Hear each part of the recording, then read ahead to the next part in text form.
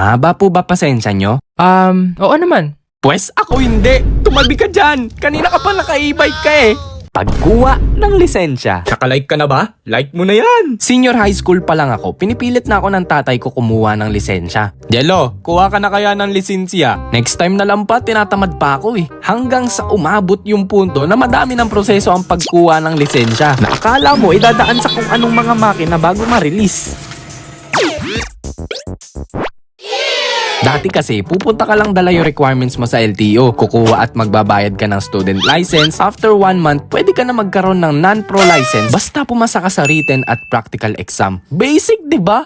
Pero ngayon, iba na. Ang dami ng proseso. Deserve! Bale, ganito na yung magiging journey natin sa pagkuha ng lisensya. Magti-TDC, tapos student license, sunod PDC, tapos written and practical exam, tapos non-professional license na. Hindi na natin kailangan ng professional license kasi para sa mga magmamaneho yan ng public vehicles at mga trabaho tulad ng truck at delivery drivers. So, una nating pinuntahan ang TDC or Theoretical Driving School. Nag-enroll muna ako noon kasama yung tatay at pamangkin ko. Magkano po enrollment para sa TDC? Sir, 1,000 na lang po ang TDC natin. Pero mamili po kayo ng mga available na schedules kung available din kayo sa date. Ay, taken na po ako. Sorry ate. Nagyayaya po kayo ng available na date ka ako ng seminar. Diniscuss namin doon kung kailan at ilang araw ang seminar. Tapos pinag-register na ako sa LTMS. Portal siya online ng LTO na gagamitin natin sa mga susunod. Fast forward tayo sa araw ng TDC. Bale may instructor doon kung saan dinidiscuss niya yung mga rules sa daan, mga batas, mga signs at iba pa. Okay students, ano yung gagawin nyo kapag may dumaang emergency vehicle? Humarang sa daan at huwag paunahin. Ay, sa kabila po yung seminar ng e-bike. Hala, grabe naman po kayo sa mga e-bike drivers. Wala naman silang ginagawang tama Ay, mali pala. O baka mag-comment na sila. Di naman namin nila lahat kasi may mga matinong e-bike drivers, okay? Upo ka na lang din dito para ma-seminar ka. After ng discussion, pinag-exam kami. Pakitago na lang ng mga phones kasi may CCTV tayo. Pwede naman mag-open notes basta sarado yung mata. Sa unang araw madali at onti lang yung exam. Nga pala, logical yung ibang questions doon kaya wag nyo madaliin. Kapag pula yung traffic light, anong gagawin kapag nalimutan mo yung sinaing sa bahay? Boss, alam mo sagot sa number 3? Pass it and double it to the next person. Sir, bawal po makipag-usap habang nag-e-exam. Ay, tinatanong ko lang ano favorite fruit niya. Bale, short exam lang yon and after ng day 1, babalik kayo sa next schedule nyo for day 2. Di-discuss lang doon yung mga mas malalalim na mga batas at kung paano na din magmaneho at ibang parts ng sasakyan. Bale, ma'am at sir, may short exam tayo mamaya. Then proceed tayo sa next discussion. Then may final exam tayo mamaya. 120 items yun, kaya kailangan nyo ipasa. Pag bumagsak ka kasi doon, ibig sabihin papagalitan ka ng nanay mo. De, joke lang. Pero papagalitan ka talaga kasi mahahasil ka bumalik at magbayad para mag-retake ng final exam. At dahil malupit ako, manghula, nakapasa naman agad ako at pinigay na din agad yung certificate. Naalala ko, bumili pa ako ng santol bago umuwi para ma-rewardan ko sarili ko. Favorite ko kasi to Sabi na santol favorite mo After ng ilang araw, mag-a-apply na ako for student license. Finally, makakadrive na ako sa highway. Pero bago tayo mag-apply, may i-introduce akong latest game, ang Ragnarok Origin. Isa tong online RPG game na mas pinaangas ang graphics at may nakakahook na adventure. Sino gusto ng adventure? Wala ka pang lisensya, di ba? Sa Ragnarok Origin, marami kang may explore tulad ng malulupit na labanan, mag-unlock ng items and quests, mga iba't ibang classes and builds. At alam niyo yung the best? Recently lang, may update sila na pwede ka na makipag-interact sa mga pusa. Saktong-sakto to sa mga cat lovers. Cute-cute naman yan!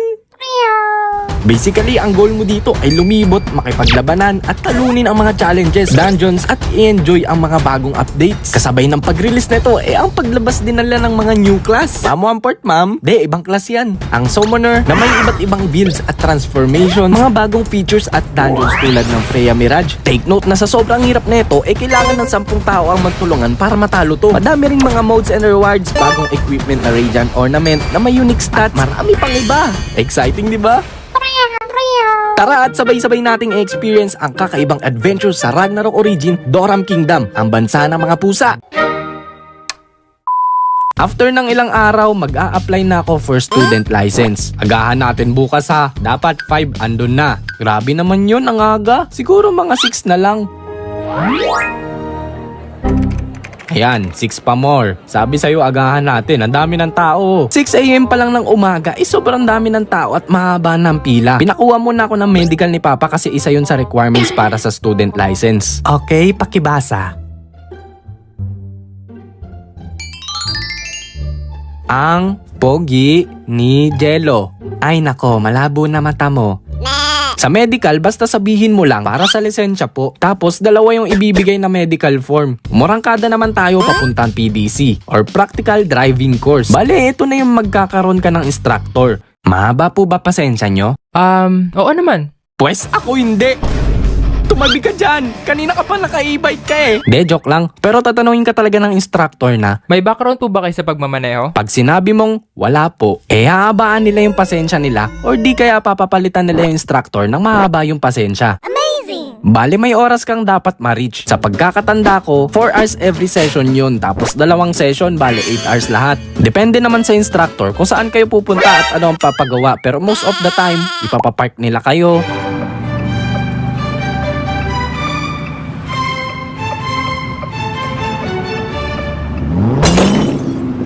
Yan, okay na. Okay na talaga, bangga na eh. I-discuss nila yung parts na sasakyan at para saan yun. Bale, itong rear mirror para makita mo yung likod, hindi para magpapogi ha. Sige, wait lang po, pulbo lang ako. I-explain nila yung mga signs at mga daan. O, nakita mo yung intersection, magdahan-dahan ka dyan.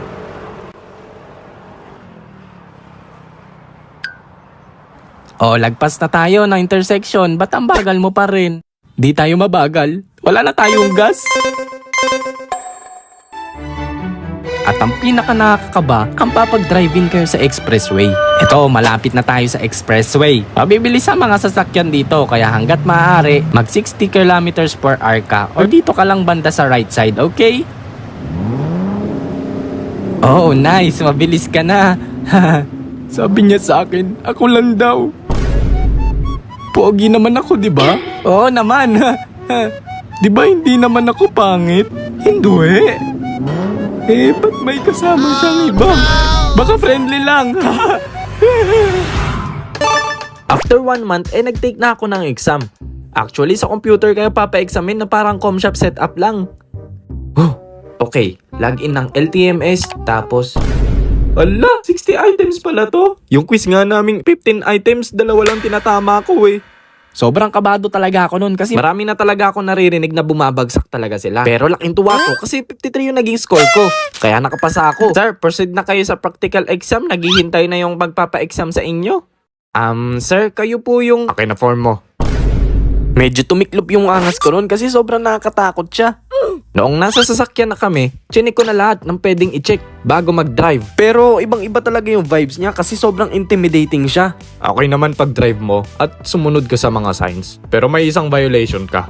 Hala, sabi na dapat nag-toothbrush muna ako eh. Hindi yun. Ay, alin po? Ikaw lang ang naka-seatbelt at ako hindi. Pag inuli ka, sinong titikitan sa atin? Ay, pasensya na po. Tapos may onting tinanong lang siya, last question. At pagkasagot ko, Congrats sir, ito na yung lisensya nyo. papel pa rin yung lisensya?